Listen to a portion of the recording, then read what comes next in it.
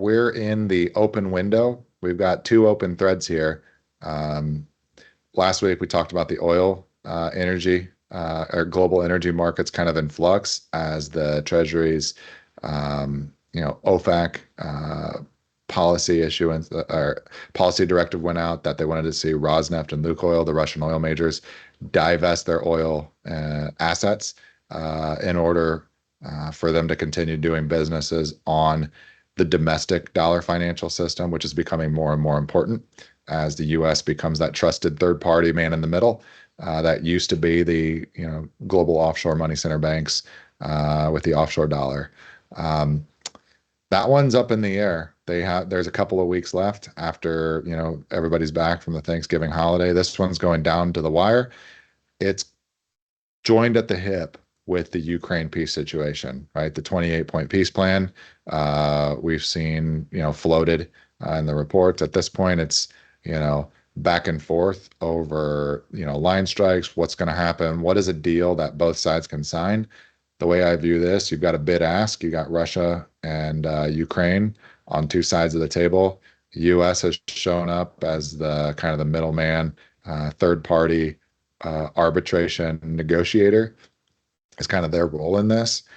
And I think it's very clear the U.S. preference is for the EU countries, NATO itself, to not be involved in this peace settlement process, which puts a natural kind of conflict between the EU because they clearly have a horse in this race as well, which is kind of why I think you're seeing pockets of, just call it disgruntledness, out of Europe, out of London, that are very obvious.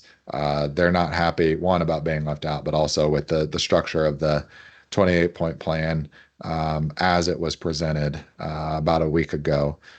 So we'll see. I think we got, like last week we mentioned, we have that open window. There can be a piece that takes place, but does everybody want it to happen?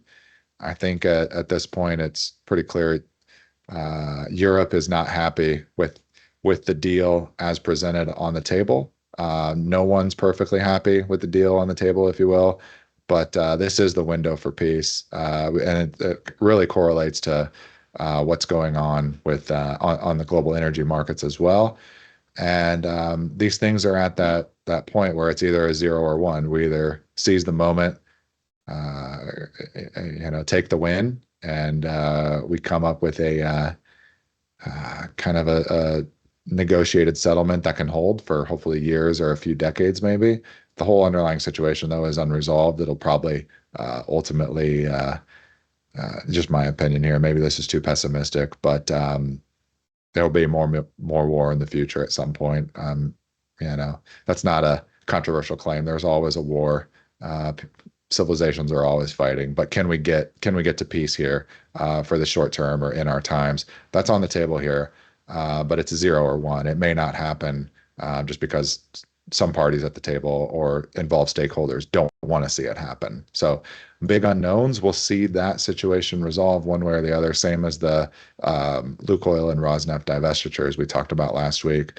But we're in that window. It's 0 or 1. This thing will go up either way.